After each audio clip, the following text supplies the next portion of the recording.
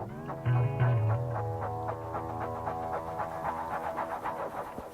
BookTube, I'm here with my January TBR. So I'm going to begin with the audiobook that I'm listening to because I don't have a physical copy of it, and that is Roots by Alex Haley. It is a generational story that starts in Africa with the character of Kunta Kinte, and then it's all about his descendants and being slaves in Africa, and actually ends with Alex Haley as the main character in the last part, being a descendant of these people. It's really long, and so far I'm glad I'm listening to it on audiobook. The narrator's voice is really good. It's an essential work because it came out just after the Civil Rights era, and what Haley wanted to do was not have people be complicit. Just because the government has given you the rights does not mean that, you know, everything's going to be fine now. And we know that, you know, 42 years later, that, you know, things aren't, you know, done yet. You know, there's still struggles of the descendants of slaves and other issues that Black Americans and Canadians are facing. And, yeah, so it's still a relevant work despite being that old. Then the graphic novels I'll be reading. I have Fables 4 to 11 that I want to read. I'm still waiting for 4, 5, and 7 to come in from the comic book store. I ordered them with my Christmas money, and here I have some of them. Fables, if you don't know, is about all characters from kind of, you know, fables and fairy tales and all that have been kicked out of their world, and they're now trying to live in, you know, modern day America.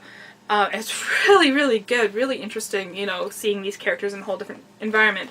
And then I also got Jack of Fables for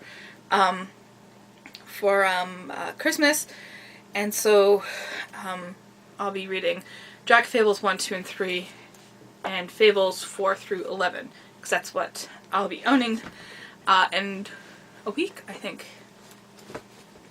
On to the actual novels. Let's start with the longest one, Jerusalem by Alan Moore. I don't know quite what this is about. I'm reading the first one, and so far it seems to be about people going mad. And the back doesn't really give you much information either. It seems to be about everything. It's almost 1,300 pages long, so it's probably not just what I think it's about. I'm just going to read the bottom half because I think that really encapsulates it. An opulent mythology for those without a pot to piss in. Through the labyrinthine streets and pages of Jerusalem tread ghosts that sing of wealth, poverty, and our threadbare millennium. They discuss English as a visionary language from John Bunyan to James Joyce, hold forth on the illusion of mortality post-Einstein, and insist upon the meanest slum as Blake's central holy city. And it seems to just be really kind of experimental exploration of humanity. Next, I'll be reading this book, which you've probably seen a million times, Binti by Nnedi Okorafor. This is about a young woman who is the first of her people to attend this university, which is across the galaxy. So it's about, you know, that opportunity, that amazing opportunity, but also about leaving behind family and culture and all that. So it's the shortest one. So I started with the longest and now the shortest, and now here's all the ones in between. This is a middle grade novel, Awake and Dreaming by Kit Pearson. She was one of my favorite authors growing up, and I haven't read this one. So this is about an 11-year-old girl. She lives with her young mother, who's kind of irresponsible.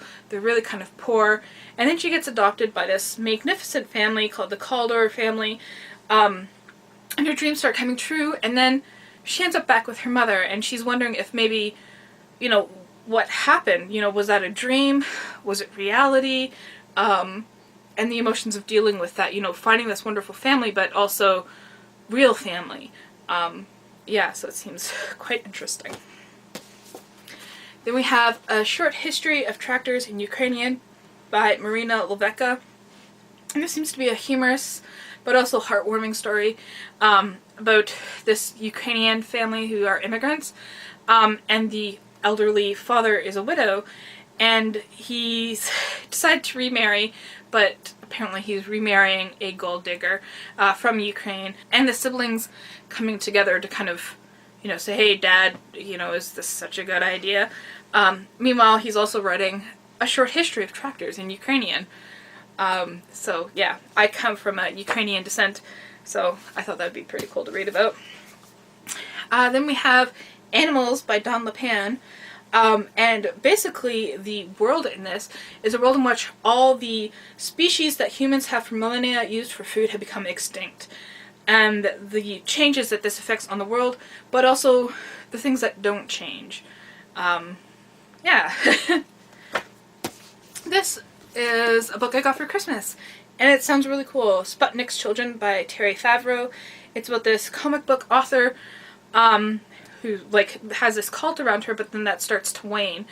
And she may or may not be a time traveler or from a different world or something like that. It's Canadian literature and really kind of weird science fiction. So looking forward to diving into that. More Canadian science fiction, because I love Canadian literature and I love science fiction. So here we have Waking Gods by Sylvain Neuvel. This is the sequel to Sleeping Giants. So what happened in Sleeping Giants was they found all these giant robotic human limbs and kind of put it together into this giant robot. And this is the aftermath, I guess. But what's really cool about this is that it's told in different ways. So here we have like what is this called? House of Commons debate, personal journal entries, lots of interviews, which is really cool because I really like the interviewer as well. They seem to have really interesting characterizations. Yeah, so it's kind of like Illuminate, but done much better and for adults. Yeah. And lastly, The Bone Clocks by David Mitchell. I picked it up just because I like David Mitchell's writing. This is connected with The Slate House, which I read last year, which was really good. Kind of like weird mystery type thing. And this is kind of like, I think it's like the origin of Slate House. I don't know. And there's some sort of mystery involving psychic people, and we go everywhere from medieval Swiss Alps, 19th century Australian bush, hotel in Shanghai, to a Manhattan townhouse in the near future, and the interweaving of the stories and how amazing he is at that. So I look forward to reading that. So those are the books I'll be reading in January. Let me know what book you're most looking forward to reading, if you've read any of those and your thoughts on them, and thank you for watching.